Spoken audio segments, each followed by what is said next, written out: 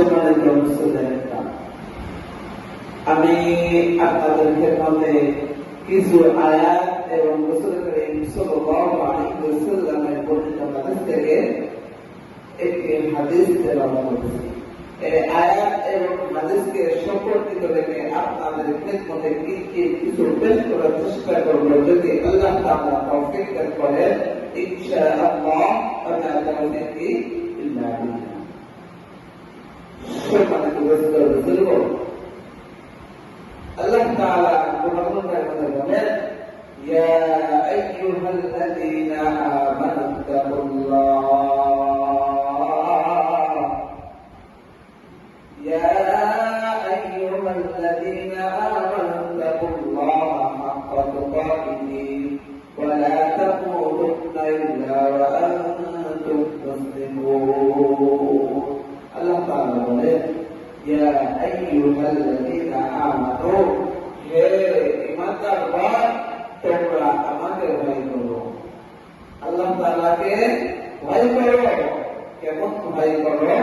ভয় করার মতো ভয় করো। ওয়ালা তামুতুন্না ইল্লা ওয়া আনতুম মুসলিমুন, তোমরা যতক্ষণ পর্যন্ত পুরোপুরি মুসলমান না হতে পারবা ততক্ষণ পর্যন্ত মৃত্যুবরণ করিও না।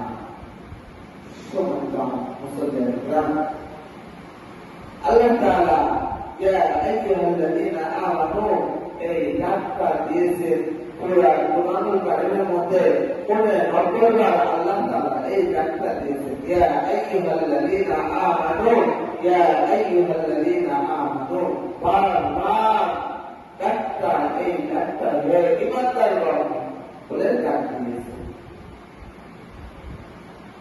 আল্লাহ তাআলা আমাদেরকে পুরোপুরি মুসলমান হয়ে কবরে যেতে বলছেন। আমরা দুনিয়াতে আসছি, যখন ছোটবেলা দুনিয়াতে আসছি, কাঁদতে কাঁদতে দুনিয়াতে আসছি। আমাদেরকে আল্লাহ তাআলা দুনিয়াতে আনছেন তার ইবাদত করার জন্য। হাদিসে আছে, ইফতাহুল জান্নাতিস সালাহ, নামাজ বেহেশতের চাবি। ইফতাহুল জান্নাতিস সালাহ, নামাজ বেহেশতের চাবি। নামাজ আদায় করতে হবে। নামাজ ফরজ করা হয়েছে মুসলমান বান্দাদের উপরে। নামাজ, রোজা, হজ, যাকাত ফরজ করা হয়েছে।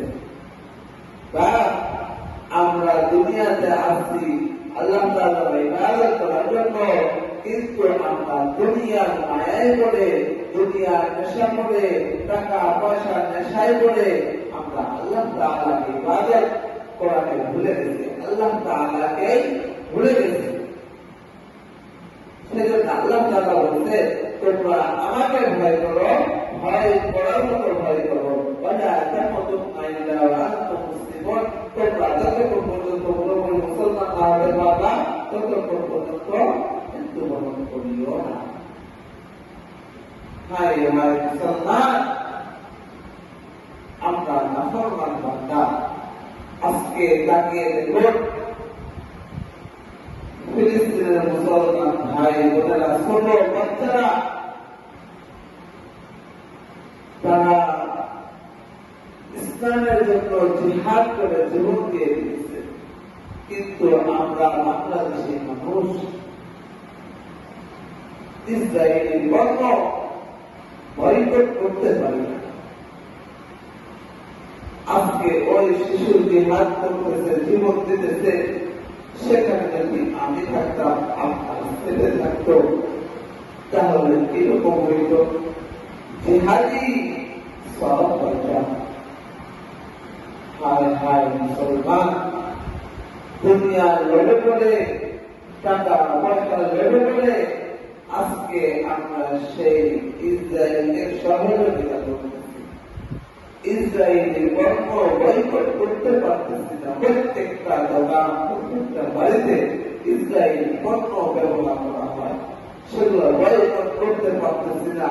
কিন্তু আমরা মুসলমান ইসরায়েলের বর্ণ বয়কট করা বাদ দিয়ে আরো ইসরায়েলকে সাহায্য করতেছি, ইহুদিকে সাহায্য করতেছি। বা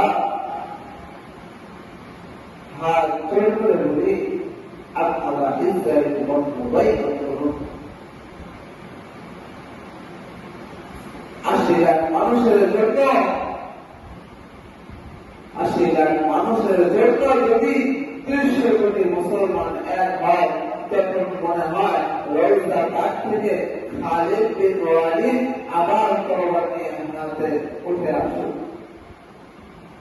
আমাদের জাতির যখন আশা করে 80 কোটি মানুষ, তখন মনে হয় আইয়ুবী রওজা মোবারক থেকে উঠে এসে জিহাদের ময়দানে নামে।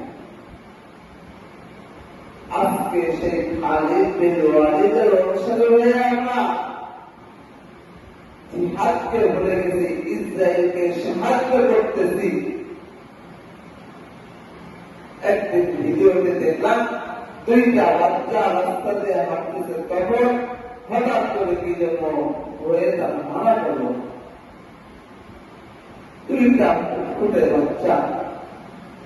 আজকে যদি সেখানে আমার বাচ্চা আপনার বাচ্চা থাকতো, তাহলে আমরা কি করতাম? বাম দুনিয়ার মায়ায় পড়ে, দুনিয়ার লোভে পড়ে আমরা আজকে ইসরায়েলকে সাহায্য করতেছি, সেই ইসরায়েলের বিপক্ষে দাঁড়াতে, সেই ইসরায়েলকে দমন করতে, সেই ইসরায়েলকে শেষ করতে।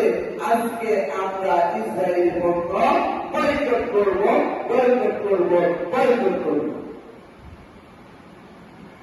যাই হোক, আল্লাহ তাআলা আমাদেরকে ইসরায়েলের পণ্য যা কিছু রয়েছে, আমরা যেগুলো কথা বললাম, সেগুলো কথা আমল করার তৌফিক দান করুন। সকলে বলুন আমিন। আলহামদুলিল্লাহি রাব্বিল আলামিন।